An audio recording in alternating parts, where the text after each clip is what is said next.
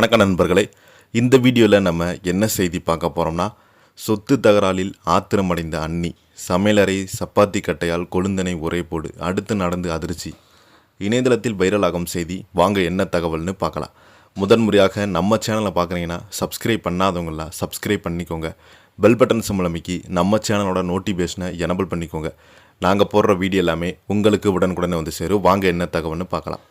கன்னியாகுமரி மாவட்டம் ஆரல்வாய் மொழி பகுதியில் சொத்து தகராறு காரணமாக ஏற்பட்ட மோதலில் 66 வயது பாலகிருஷ்ணன் உயிரிழந்து போயிருக்கிறாரு. அவரது அண்ணி நதியா சமையலறையிலிருந்து சப்பாத்தி கட்டையால் தாக்கியதாக சொல்லப்படுகிறது. தலையில் பலத்த காயமடைந்த அவர் சம்பவ இடத்திலேயே உயிரிழந்து போயிருக்கிறாரு. தலைமறைவான நதியாவை பிடிக்க போலீசார் தீவிரமாக தேடி வருகிறாங்க. ஆரல்வாய் மொழி பகுதியில் வசித்து வந்த நதியாவும் அவருடைய கணவருடைய தம்பியுமான பாலகிருஷ்ணனுக்கு இடையே கடந்த சில நாட்களாகவே சொத்து தகராறு தொடர்பாக பிரச்சனை இருந்து வந்துள்ளது. இதனால் இருவருக்குமே அடிக்கடி வாக்குவாதம் ஏற்பட்டு வந்ததாக சொல்லப்படுகிறது. உறவினர்கள் பலமுறை பேசி சமாதானப்படுத்த முயன்றும் பிரச்சனைகள் தீர்வு காணப்படலை.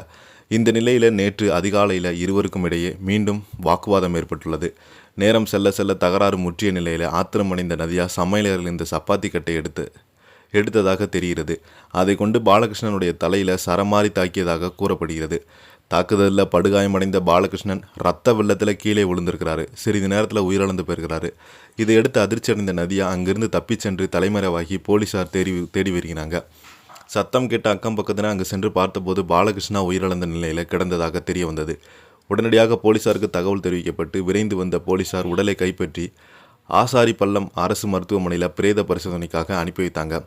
இது குறித்து வழக்கு பதிவு செய்த போலீசார் தலைமறைவாகி உள்ள நதியாவை கைது செய்ய தனிப்படை அமைத்து தேடி வராங்க. சொத்து விவகாரத்தில் ஏற்பட்ட குடும்ப மோதல் உயிரிழப்புக்கு முடிந்ததாக அந்த பகுதியில் பரபரப்பை ஏற்படுத்தியிருக்கிறது.